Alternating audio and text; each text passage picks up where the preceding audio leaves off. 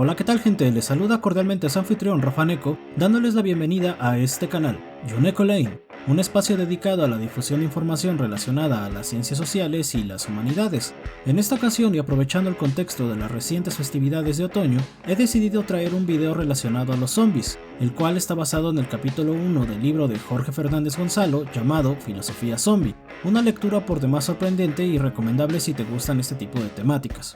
En ese sentido, este libro hace una revisión de diversas obras relacionadas a estas criaturas, destacando en esta ocasión la obra de George A. Romero, La Noche de los Muertos Vivientes de 1968. Pero antes, permítanme recordarles que si el video les llegase a gustar, se suscriban, le den un like, lo compartan y comenten, eso sería de gran ayuda, así que, sin más preámbulos, comencemos. Los zombies se han constituido como una especie de indicador de algunas inquietudes sociales modernas, representados en películas, series, videojuegos, entre muchas cosas más. Sin embargo, el autor no pretende hacer un análisis al respecto, sino construir una filosofía alrededor de los muertos vivientes, de concebir al zombie como un concepto, como una metáfora que refleje las crisis, contradicciones y pasiones del mundo contemporáneo. Ejemplo de lo anterior es la recurrente comparación entre los ladrones de cuerpos de 1956 y el miedo ante una invasión comunista. También está el caso de la obra de Romero, el cual utiliza los zombies como un instrumento de crítica social en el marco de la guerra de Vietnam. Asimismo, es frecuente el análisis acerca del sensacionalismo de los medios de comunicación en estas películas, la crítica al consumismo exacerbado y el abuso militar, la lucha de clases, entre otras cuestiones. Esto es debido a que hay muchos elementos similares en las obras de esta temática, como empezar el caos a partir de algún tipo de infección, la cual termina de un modo u otro en cuerpos incompletos o mutilados, el desarrollo de una plaga que doblega gobiernos e instituciones por igual, cuestiones que ponen en duda los vínculos sociales entre los personajes y así sucesivamente. Dicho esto, el autor señala que su análisis está enfocado principalmente al lenguaje, a la hipercodificación del mundo actual, a las taras del capitalismo o las modas y a los jirones afectivos que han sido recortados por las modernas sociedades computarizadas.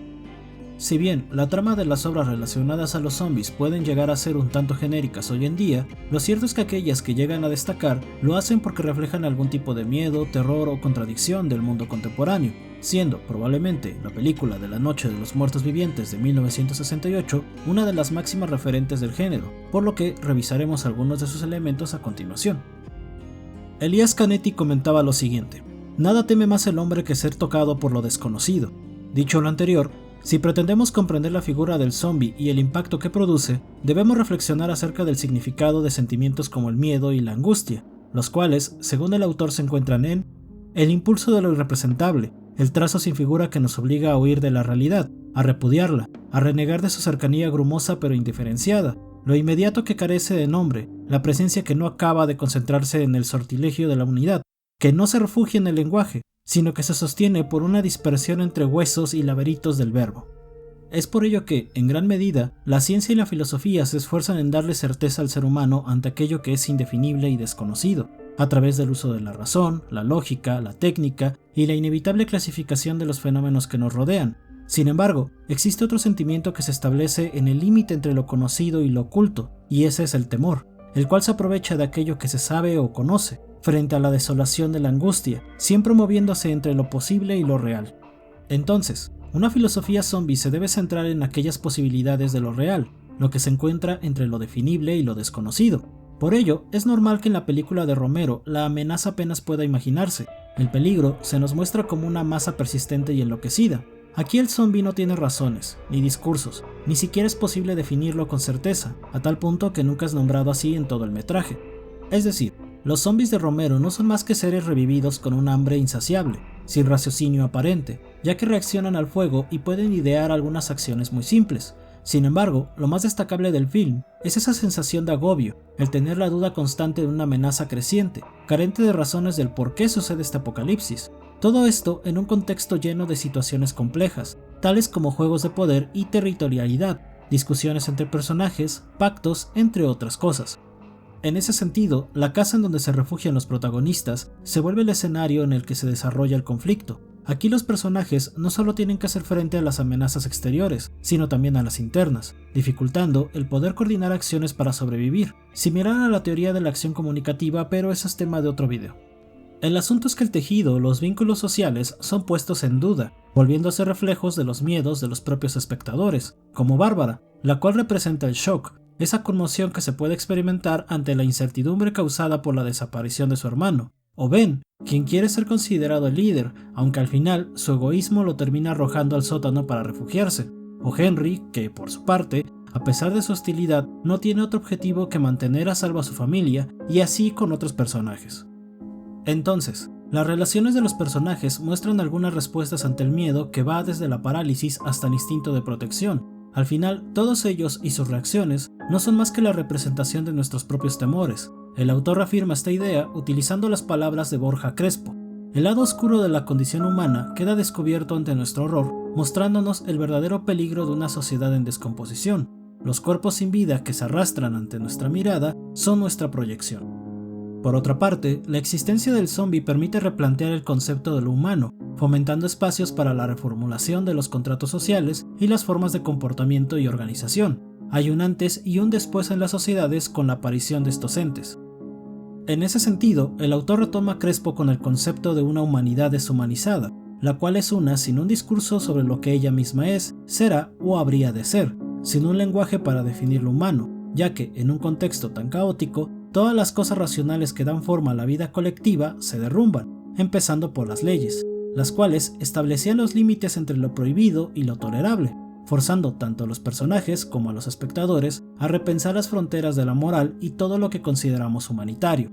En el caso de Romero, esta idea se extiende a todo aquello que se prohibía o regulaba, por lo que los valores o medios que daban cabida a una socialización funcional y, digamos, reconocible, como el respeto, el amor, la empatía, entre otros similares, se van al diablo cuando los cadáveres comienzan a caminar, que si bien no es un concepto nuevo, ya que lo hemos visto antes con los vampiros, por ejemplo, en el caso del zombie esta situación es distinta, ya que, como señalamos anteriormente, plasma nuestros miedos a convertirnos en algo menos humano en una nueva realidad, y no tanto en una presa en un entorno cotidiano como sería con otros monstruos que responden más al arquetipo de un depredador. Por consiguiente, el zombie se vuelve un elemento transformador de la realidad, ya que es una amenaza exterior que no busca permanecer oculta y fuerza al ser humano a actuar de maneras completamente nuevas. Por ello, Romero no solo muestra un zombie aterrador, sino también el miedo que provoca a otra persona en situaciones extremas, volviendo el miedo a morir, ya sea como el almuerzo de un zombie o como medio para el objetivo de alguien más, algo posible en todo momento.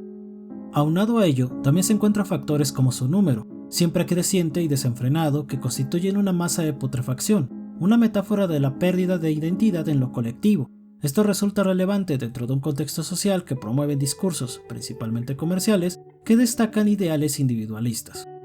De esta forma, la horda zombie representa ese aspecto urbano de la humanidad, errante, peligrosa y desconocedora de sí misma. Y si extendemos esta idea, podríamos decir que el mundo moderno tiene un miedo profundo a que, en algún momento, la humanidad se extienda, consuma todo a su alrededor y se piense como una única sociedad y cultura. En ese aspecto, el zombie no solamente es el miedo al otro generalizado, es el miedo a uno mismo, una especie de narcisismo inverso, una situación tan intolerable para algunos que, probablemente, prefieran morir antes de vivir en esa realidad. De igual modo, el autor hace hincapié en que notemos la diferencia entre el terror, entendido como un potencial miedo exagerado, y el horror, algo mucho más difícil de explicar, pero que en esencia es una especie de pánico que inspira fascinación y delirio al mismo tiempo. Podemos decir incluso que el horror es algo que sobrepasa todas nuestras capacidades, que opaca nuestro raciocinio y nuestros sentidos, algo para lo cual no hay un lenguaje que alcance para poder describirlo, algo tan irreal que desborda lo racional y objetivo a tal punto que vuelve insignificante nuestra existencia. Aunado a ello, tenemos otro elemento que ha acompañado a la figura del zombie, y ese es el gore, es decir, el plasmar en una obra escenas sangrientas muy exageradas. En ese sentido, el gore deconstruye el miedo, ya que hace surgir aquello desconocido a la vista, algo que a su vez se vuelve innombrable. Al mismo tiempo, esto puede ir acompañado por una sensación de asco, siendo una ruptura en el orden y lo esperable, mostrando aquello que no debiera ser público. En pocas palabras, el asco es la reacción a aquello que no es como debería ser. Un ejemplo de lo anterior es el movimiento descontrolado y desarticulado característico del cuerpo de los zombies.